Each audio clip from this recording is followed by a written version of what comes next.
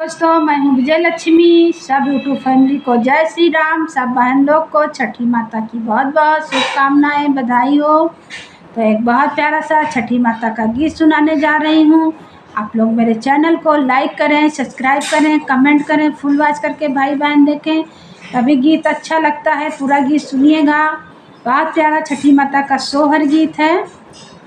मचिया ही बैठी है सासु तौ बहु हरिया राजा करई बहु हर अरज करई हो। सासु सब साखी चली है सागर तौ छठिया पूजन कहिया छठिया पूजन कहिया हो। सासु सब साखी चली है सागरवा तौ छठिया पूजन कहिया छठिया पूजन कहिया हो।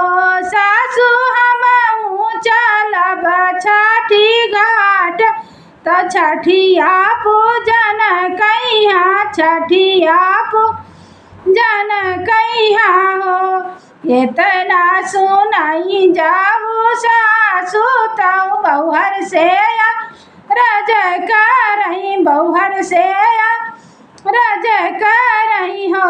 बहुहर नहीं तुहरे गोदिया लाल नाव काई से छठिया पूजब काई से छठिया पूजब हो।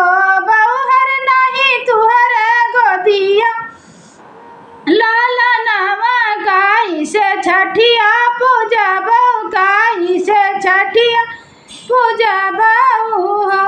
इतना सुनाई जाऊ बहुहर तौ बहुत दुखिया भाई बहुत दुखिया भाई हो।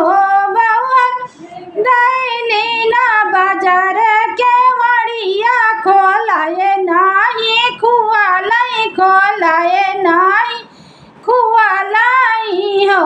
बहुहर घुमारे छठिया पूजन के मड़िया नाही खुआलाई के मड़िया नाही खुआलाई हो।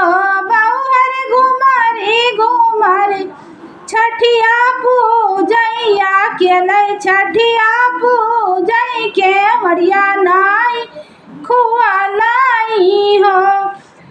कुशवा कै बनाई आसन मिट्टी कै सिंहासन बालू कै सिंहासन हो। तिरिया घुमारे छठिया पूजै के मड़िया नाही खुआलाई के मड़िया नाही खुआलाई हो। बहुहर घुमारा छठिया पूजै के मड़िया नाही खुआलाई हो। रौ से बहुहर दियाई बहुहर नहवाई तौ तेलवा लगाई तौ कजरा लगाई तौ ते कजरा लगाई हो। पुतरी तनिए कहो पुतरी तनिए रोई कै सुनाव बाझिने घर सुआहर बाझिना घर सुआहर हो। कजरा लगावई नयनवा तौ पुतरी जे रोई दीना पुतरी जे रोई दीना